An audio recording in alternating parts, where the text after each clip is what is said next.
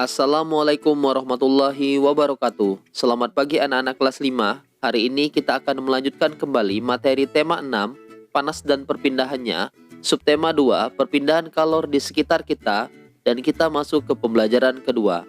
Alangkah baiknya sebelum kita memulai pembelajaran pada pagi hari ini, kita berdoa terlebih dahulu.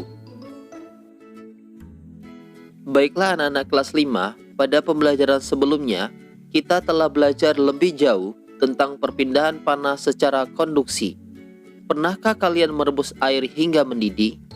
Merebus air hingga mendidih merupakan salah satu contoh perpindahan panas secara konveksi. Baiklah, sekarang mari kita belajar lebih jauh tentang perpindahan panas secara konveksi.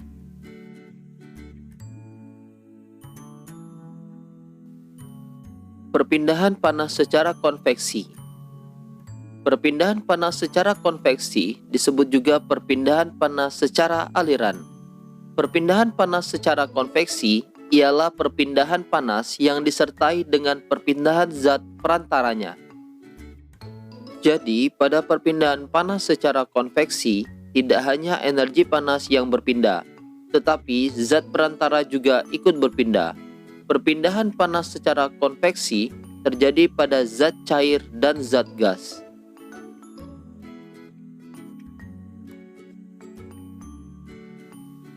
Perpindahan panas secara konveksi dapat kita lihat pada saat memasak air di panci.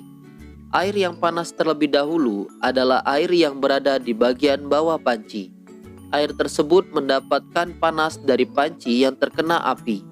Kemudian, air yang panas akan naik dan yang dingin akan turun. Begitu seterusnya peristiwa konveksi terjadi selama proses memasak air.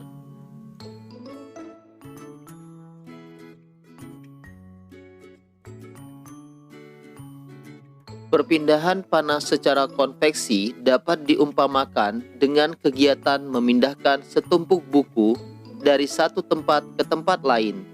Ketika kamu memindahkan buku tersebut ke tempat lain, tentu kamu akan ikut bersama dengan buku-buku tersebut. Contoh lain peristiwa konveksi adalah terjadinya angin darat dan angin laut. Angin darat adalah angin yang bertiup dari darat ke laut. Angin darat terjadi karena udara di darat pada malam hari lebih cepat dingin daripada udara di laut. Sehingga udara yang berada di atas laut akan naik dan udara dari darat akan menggantikan posisi udara yang naik tadi. Sedangkan angin laut adalah angin yang bertiup dari laut ke darat. Angin laut terjadi karena pada siang hari daratan lebih cepat panas dibandingkan di laut, sehingga udara di darat akan naik dan udara dari laut akan mengalir ke darat menggantikan tempat udara yang naik tadi. Keadaan tersebut digunakan para nelayan untuk pergi melaut pada malam hari dan kembali ke darat pada pagi atau siang hari. Contoh lain peristiwa konveksi adalah asap cerobong pabrik yang membumbung tinggi dan gerakan balon udara. Baiklah anak-anak kelas 5, demikian tadi penjelasan tentang perpindahan panas secara konveksi. Baiklah anak-anak kelas 5, dalam setiap seni tari melibatkan penari dan pemain musik. Para penari menyampaikan pesan melalui gerakan-gerakan yang ditunjukkan kepada penontonnya. Pada saat menari, para penari akan membentuk sebuah formasi menari tertentu. Apa itu formasi menari? Untuk mengetahuinya, mari kita lanjutkan pembelajaran kita.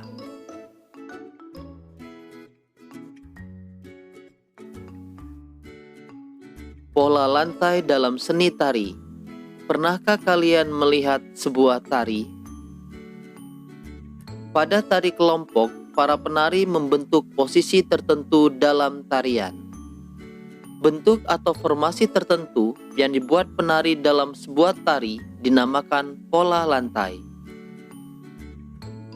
Setiap tarian memiliki pola lantai yang khusus. Pola lantai merupakan garis yang dilalui penari pada saat melakukan gerak tari. Pola lantai ini dilakukan baik oleh penari tunggal, berpasangan, atau penari kelompok.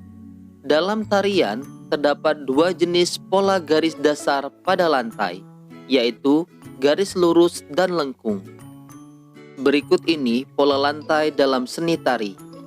Ada yang membentuk garis horizontal, garis vertikal, garis miring atau diagonal, garis lengkung atau curve.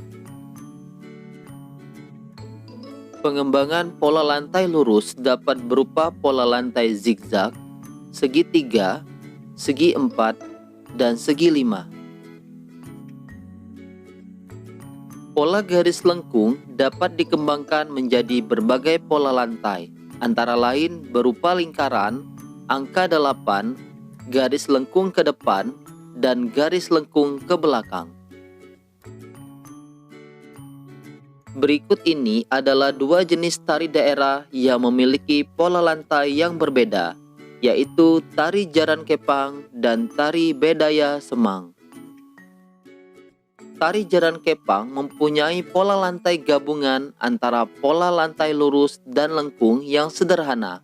Pola lantai yang digunakan pada tari ini antara lain pola melingkar, garis lurus ke depan, dan garis horizontal. Pola lantai pada tari jaran kepang tidak memiliki makna tertentu.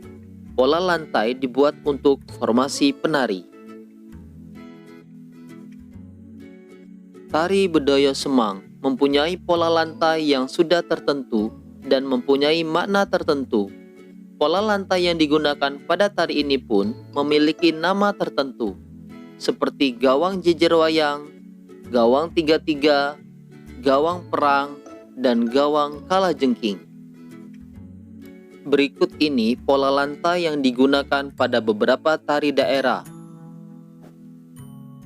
Tari Saman dari Aceh menggunakan pola lantai horizontal. Tari Sekapur Siri dari Bengkulu menggunakan pola lantai lengkung ke depan. Tari Pendet Bali menggunakan pola lantai lurus dan melengkung. Tari Piring dari Sumatera Barat menggunakan pola lantai lurus segi 4. Baiklah anak-anak kelas 5, demikian tadi pembelajaran kita pada pagi hari ini. Bapak harap semoga kalian mengerti. Ingat pesan Bapak 3M, menggunakan masker saat di luar rumah, mencuci tangan setelah bepergian, dan menjaga jarak di dalam keramaian. Bapak akhiri, Assalamualaikum warahmatullahi wabarakatuh. Selamat pagi.